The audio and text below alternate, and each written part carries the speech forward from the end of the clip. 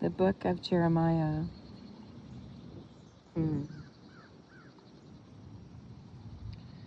Jeremiah's life and Jeremiah's book are a single piece. He wrote what he lived. He lived what he wrote. There's no dissonance between his life and his book. Some people write better than they live. Others live better than they write. Jeremiah, writing or living, was the same Jeremiah.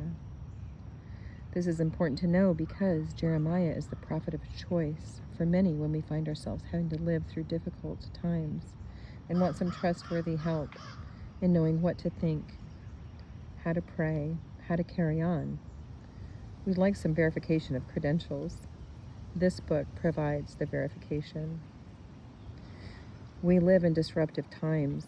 The decades preceding and following the pivotal third millennium are not exactly unprecedented.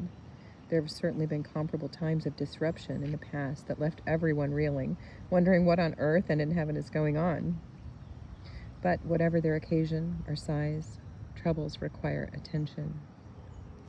Jeremiah's troubled life spanned one of the most troublesome periods in Hebrew history, the decades leading up to the fall of Jerusalem in 587 BC, followed by the Babylonian exile.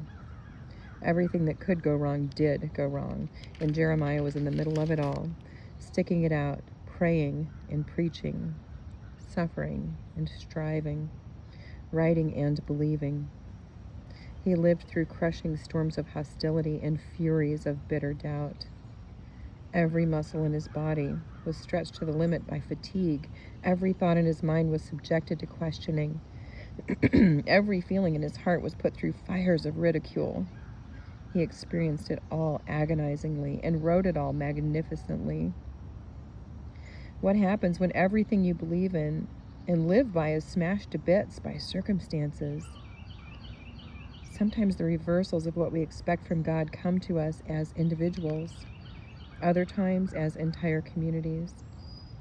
When it happens, does catastrophe work to reform our lives, to conform who God actually is and not the way we imagined or wished him to be? Does it lead to an abandonment of God? Or worse, does it trigger a stubborn grasping to the old collapsed system of belief, holding on for dear life to an illusion? Anyone who lives in disruptive times looks for companions who have been through them earlier, wanting to know how they went through it, how they made it, what it was like. In looking for a companion who has lived through a catastrophic disruption and survived with grace, biblical people more often than not come upon Jeremiah and receive him as a true, honest, and God-revealing companion for the worst of times. And there it goes in the wind.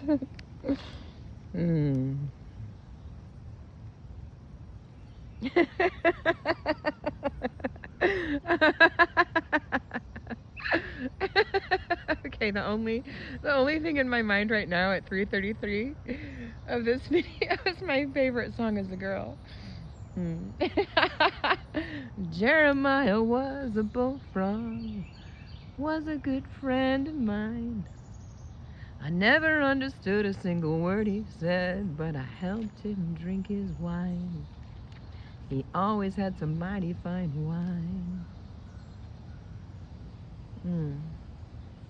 Well, that ought to bring the deer. Hey guys, are you coming? They were eating this ivy today.